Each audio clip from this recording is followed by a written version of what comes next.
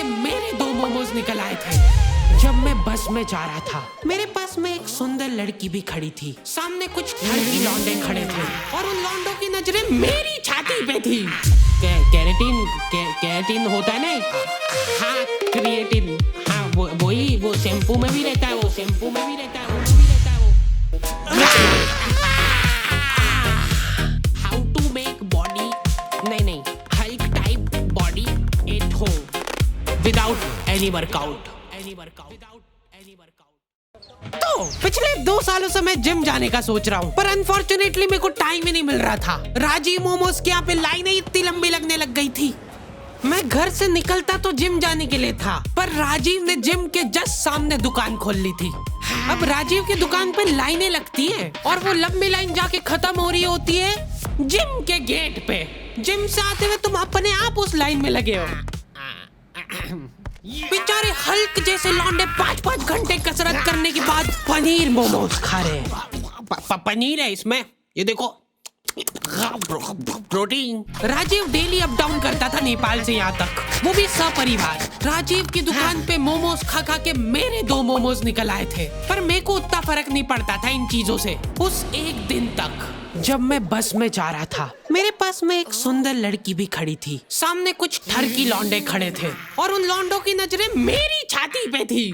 उस दिन मेरे को 2 चीजें रियलाइज हुई। पहला तो ये कि हमारे शहर में लड़के भी सेफ नहीं है, और दूसरा ये कि गड्ढे बहुत है हमारे एरिया में। देख। क्या है ये? मेरे को जिंदगी में पहली बार मोटापे का एहसास हुआ। ओ भैया उतर जाओ, आगे आपका स्टार। नहीं भैया, मेरे को आगे जिम पे उतार देना। जिम जाके मेरे को पता चला कि इनके अलग ही चोचले चल रहे हैं। तुम्हारे जूते पे हल्की सी भी धूल मिट्टी नहीं लगी होनी चाहिए। एक लौंडा जने कहाँ से गोबर में खड़ के आया उसका जूता, वहाँ जिम की चढ़ाव पे ही साफ कर रहा है। ट्रेनर जिम के गेट पे खड़ा खड़ा देख रहा है उसको। अंदर घुसने के पहले सबके जूते चाट के चेक करता है वो। कुछ है? मेरे को ऐसा लगता है कि बॉडी और दिमाग इनवर्सली प्रोपोर्शनल होता है। कभी देखा है तुमने किसी इंसान के पास बॉडी और दिमाग दोनों? तुमको चूज करना पड़ता है बॉडी और दिमाग में से एक चीज, पर बात ये है कि वो चूज करने के लिए भी तो दिमाग चाहिए। जो भी लौंडे हल्क जैसे घूम रहे होते ना जिम में, सबसे पहले तो यार अपनी साइज का टी शर्ट पहनो। 2 साइज छोटा टी शर्ट पहन के यहाँ पे होशियारी मत मारो। ऐसा लगता है दिमाग बेच के प्रोटीन पाउडर लेके आए। जिम करने के पहले प्रोटीन पी रहे, जिम करते करते प्रोटीन पी रहे, जिम के बाद भी प्रोटीन पी रहे, उसके बाद भी तुमको बॉडी दिखाने के लिए 2 साइज छोटा टी शर्ट पहनना पड़ रहा है। जिम में लौंडे लोग ड्रग डीलर जैसे मिलते हैं। बैकग्राउंड में न जाने कौन सा पंजाबी गाना चल रहा है और यहाँ पे 2 लौंडे हाथ मिलाने की कोशिश कर रहे हैं। एकदम कोऑर्डिनेशन चाहिए यार जिम में हाथ मिलाने के लिए। पिछली बार मैंने जिम इसीलिए छोड़ा था क्योंकि ट्रेनर ने मेरे से हाथ नहीं मिलाया था। मैंने उसके लिए दोस्ती का हाथ आगे बढ़ाया था, इग्नोर कर दिया उसने मेरे को, क्योंकि उसका पूरा ध्यान लड़कीबाजी में था। वैसे एक बात बताओ, करोगी क्या इतनी कसरत करके? घर जाके तो रोटी ऐसी गली हरकतें करोगे तो पिटोगे ही ना। अगर तुम सच्चे में किसी को डेट करना चाहते हो तो हैपन यूज करके देखो ना। क्या?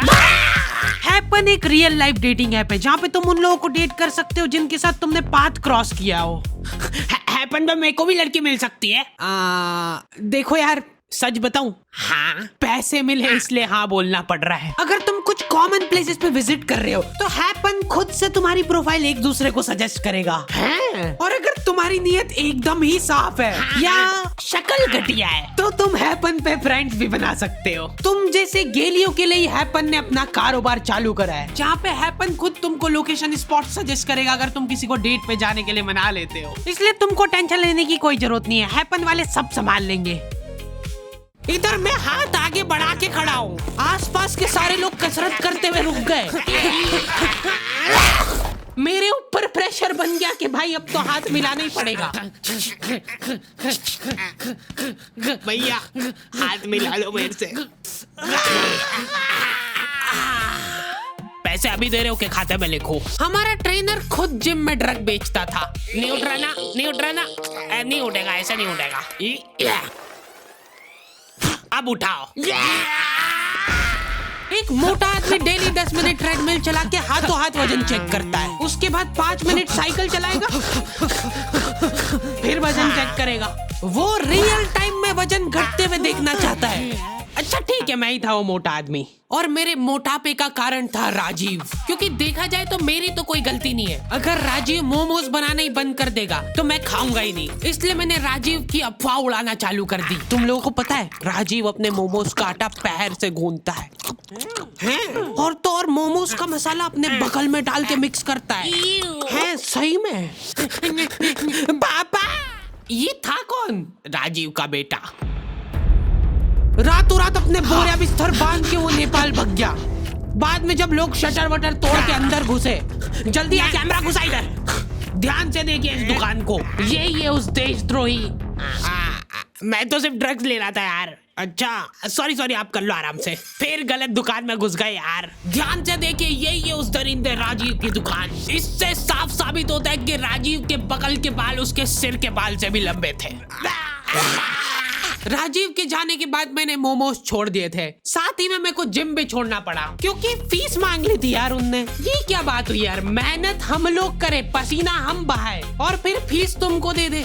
दिहाड़ी ना कर लूं मैं इससे बढ़िया। उसके बाद से मेरे को जिम जाने की जरूरत ही महसूस नहीं हुई। मैंने YouTube पे सब देख लिया था, हाउ टू मेक बॉडी, नहीं Hulk type body at home without any workout in 2 minutes. हर रात सोने से पहले हम लोगों की जूम मीटिंग होती है, जिसके अंदर हम 4 लौंडे वो वीडियो स्क्रीन शेयर करके देखते हैं। 1 2 ये गलीचपना मैंने मेरे दोस्तों से सीखा है। ये लोग एक्सेप्शंस थे, इनके पास बॉडी और दिमाग दोनों ही नहीं था। जूम मीटिंग वगैरह करके हम लोग सो जाते हैं, ठीक है। उसके बाद ये फोन लगा के पूछ रहा है, भाई मैं सप्लीमेंट वगैरह तो ले रहा हूँ, पर यार मेरे को अजीब सा लग रहा है। क्या ले रहा है भाई तू? कैरेटीन होता है ना। हाँ क्रिएटिन, हाँ वही वो शैम्पू में भी रहता है वो, है ना, तो वो मैं पी रहा हूँ डेली। क्या? कहीं पे भी तुमको निहायती गलीच लोग दिख जाए ना, समझ जाना मेरे दोस्त है वो। रुक, वो देख, वो राजीव के बेटे जैसा नहीं लग रहा है? राजीव कभी नेपाल गया ही नहीं था।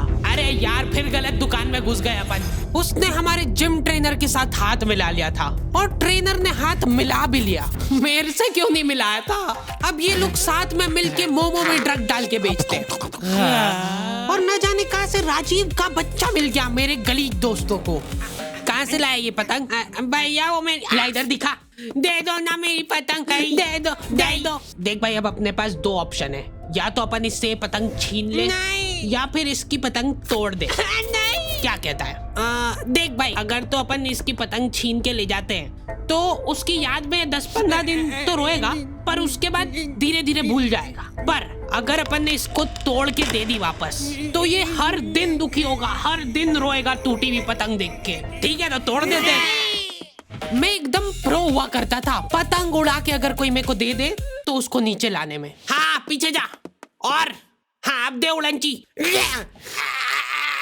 मांझा पकड़ जल्दी। मैं जिसके साथ भी पतंग उड़ाने जाता था मेरे को मांझा पकड़ा देते थे वो। मैं मन ही मन सोचने लगा था कि कहीं ऐसा तो नहीं कि मैं बहुत ही अच्छा मांझा पकड़ता हूँ, मेरे से अच्छा कोई मांझा ही नहीं पकड़ सकता है। बहुत जल्दी दूर हो गई मेरी ये गलतफहमी, क्योंकि मैं वो भी ठीक से नहीं कर पाता था।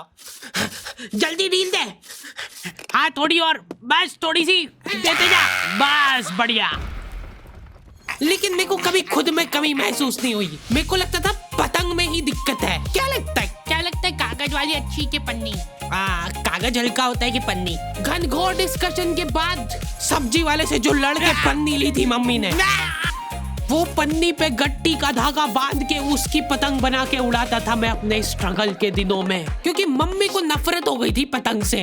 उन्होंने न जाने कौन सी न्यूज में देख लिया था कि ये मांझे के धागे से लोग कट कट के मर रहे हवा में। महामारी हो गई पूरे शहर में। आतंकवादियों ने बम बनाना अब छोड़ दिया है। मांझे से कश्मीर काट के ले जाएंगे वो लोग।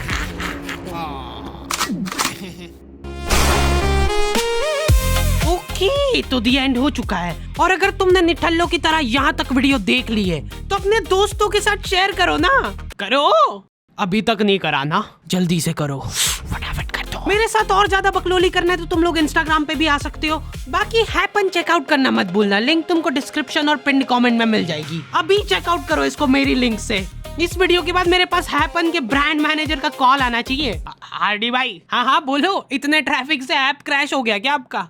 एक भी कन्वर्जन नहीं आया है तुम्हारी बच्चा ऑडियंस में से।